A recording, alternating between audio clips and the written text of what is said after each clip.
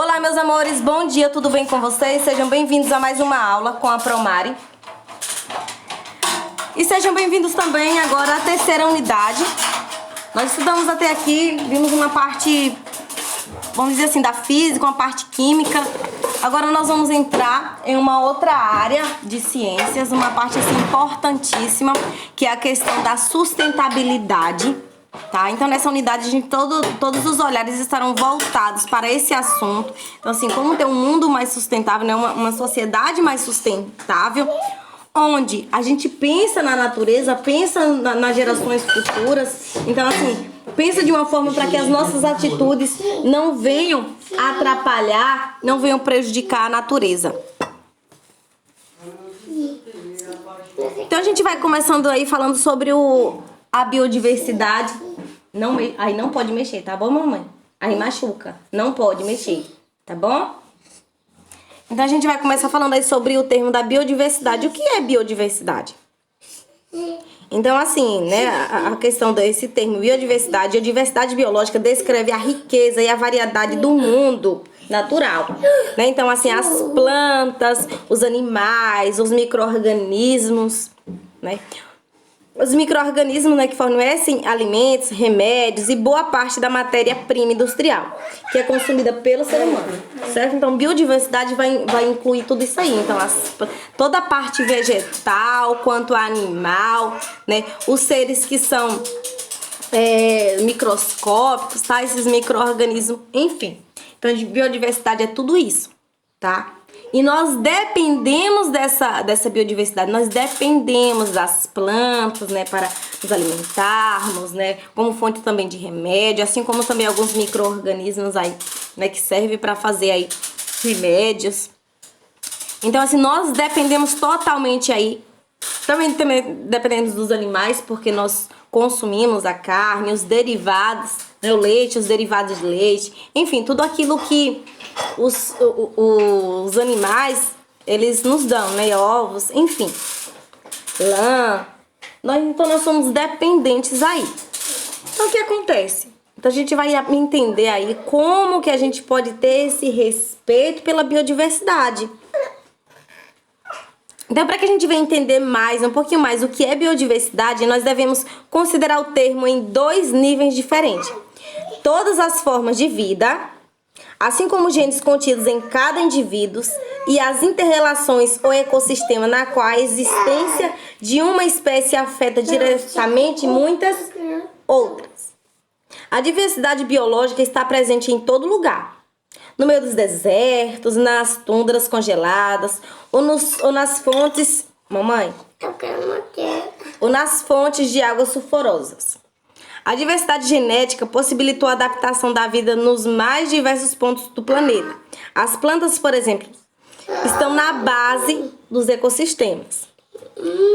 Como elas florescem com mais intensidade nas áreas úmidas e quentes, a maior diversidade é detectada no trópico, como é o caso da Amazônia e sua excepcional vegetação, né? A gente tem a maior reserva florestal aí, que é a Amazônia. Infelizmente, ela tem sido afetada, muito afetada aí, né? Tem sido devastada para a construção de campos, né? Para o plantio, para plantio, eles fazem irrigações e também para, enfim, os agricultores eles usam muito, e também para a criação de gados e alguns outros animais, alguns outros rebanhos, entenderam, meus amores? Então, assim, tem sido devastado essa área, né? Infelizmente, hoje até a área que são de preservação ambiental, né, tem sido devastado de forma ilegal, né? Então, assim, a cada vez aumenta-se as queimadas também. Lembrando que tem alguns lugares que são secos e são fáceis de ter incêndio, né? Mas muitas vezes esse incêndio ele é provocado pelo homem. Quantas espécies existem no mundo? Não se sabe quantas espécies vegetais e animais existem no mundo. As estimativas variam entre 10 e 50 milhões, mas até agora os cientistas classificaram e deram nome a somente 1,5 milhões de espécies. Então, o que acontece, meus amores? A gente não tá falando aqui da quantidade de animais, a gente tá falando de animais e plantas, a gente tá falando da quantidade de espécies. Então, assim, né? Então, a estimativa é de 10 e 50 milhões. Então, é um número muito grande de espécies.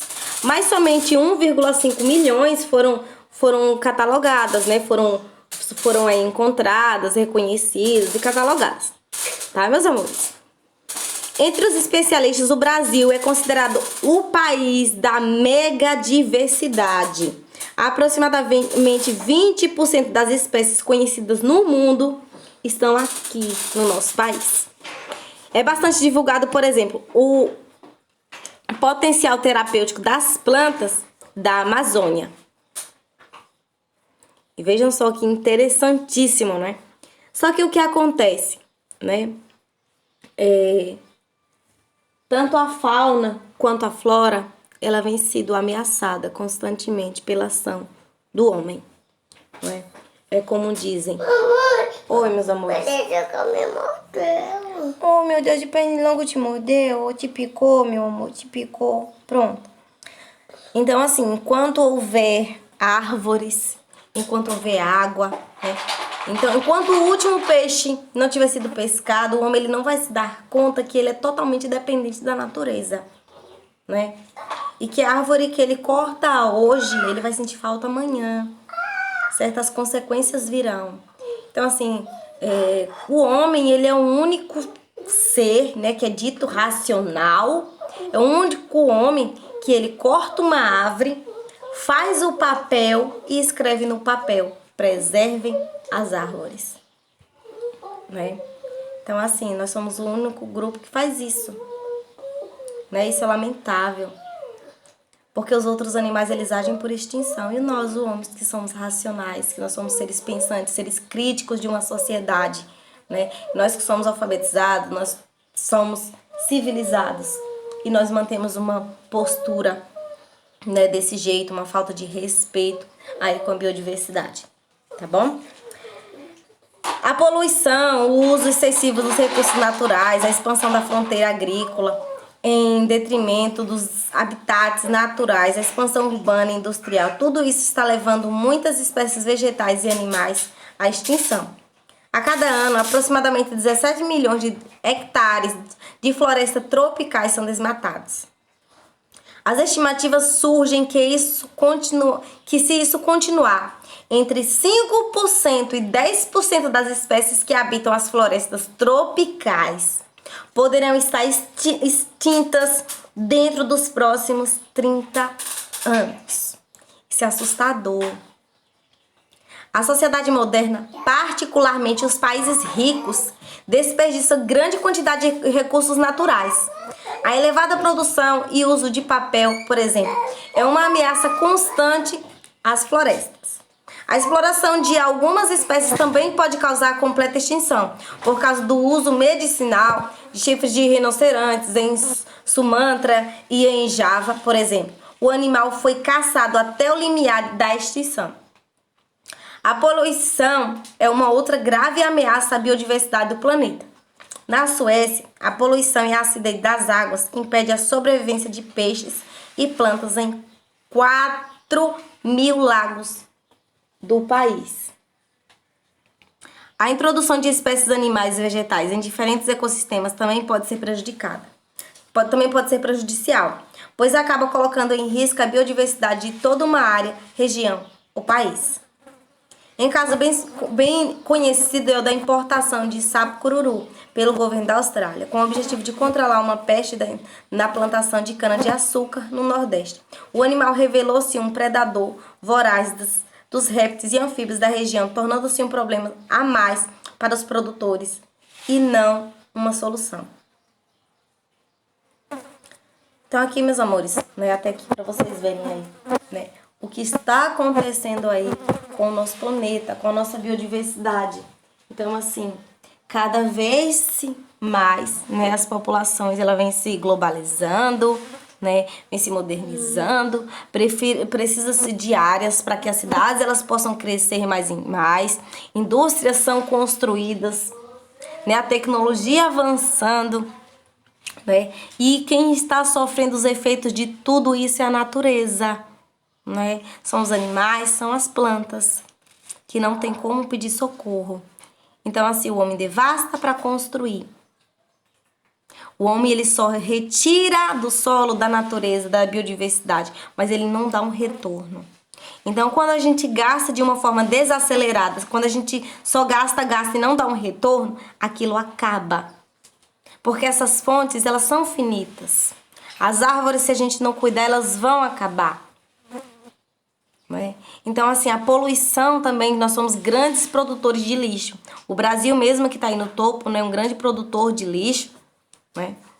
Então, assim, nós produzimos muito lixo.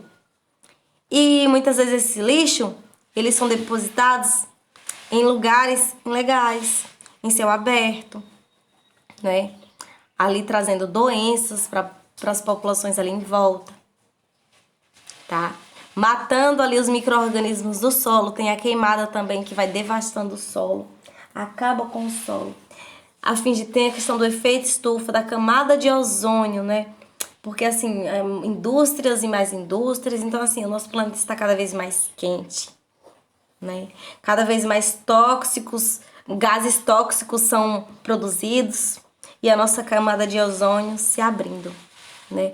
Eu não sei se vocês viram, mas nessa época de pandemia, nós vimos que houve-se, vamos dizer assim, uma melhorada, né, na questão aí do nosso planeta, questão da sustentabilidade, porque as pessoas estavam dentro de casa, as pessoas não estavam saindo tanto, não estavam trabalhando, muitas empresas deixaram de funcionar, né? Isso já estava ajudando o planeta, só pra gente ver em pouco tempo, né? Pouco tempo aí, o que a gente poderia fazer para ajudar o nosso planeta, né? Que é muito triste a gente ver a nossa sociedade tão destrutiva assim, né? Tão destruidora. Só pensa em si, esbanja, usa de uma forma desacelerada os recursos naturais, usa, e o nosso planeta ele só vai sofrendo essas consequências, né? Então nós vamos estudar cada tipo nós vamos estudar sobre o efeito estufa, nós vamos estudar sobre a chuva ácida, enfim, né? Todos esses fatores ambientais aí, né? A gente vai estar estudando esses fatores aí. E a gente vai também estudar aí formas mais sustentáveis. Qual a forma que eu posso utilizar para que a minha sociedade, meu planeta, né, a biodiversidade seja mais sustentável, né? Quais as ações que eu posso fazer para que eu não possa agredir tanto o meu planeta, tá? E é isso que vocês vão fazer. Eu quero que vocês façam uma lista de ações que nós podemos fazer para ajudar o nosso planeta, que a gente não venha a prejudicar tanto. Tá bom? Essa é a atividade de casa para vocês.